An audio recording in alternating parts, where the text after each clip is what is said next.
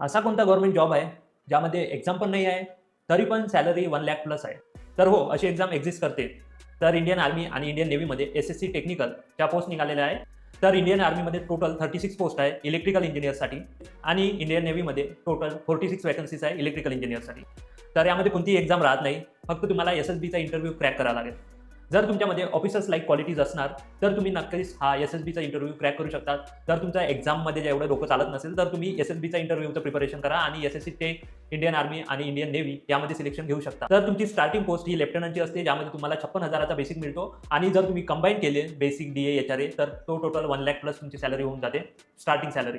तर तुम्ही लवकरात लवकर 4 ते 5 फेब्रुवारी ही इंडियन आर्मीसाठी लास्ट डेट आहे आणि 24 फेब्रुवारी हे इंडियन नेव्हीसाठी लास्ट डेट आहे. तर तुम्हाला तो फॉर्म भरून द्यायचा आहे. तर एस-एस-बी इंटरव्ह्यूसाठी तुमची जे शॉर्ट लिस्टिंग आहे, हे तुमच्या बी-टेकच्या मार्क्सवर राहणार आहे, बी-टेकच्या क्युम्युलेटिव्ह पर्सेंटेजवर राहणार आहे.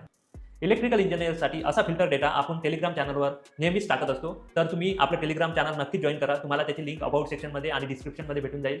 आणि हा शॉर्ट आवडला असल्यास याला लाईक करा, शेअर करा आणि या चॅनलवर जर तुम्ही नवीन असाल तर चॅनलला सबस्क्राईब करायला विसरू नका. भेटूया नेक्स्ट शॉर्टमध्ये. तेव्हापर्यंत जय हिंद, जय महाराष्ट्र.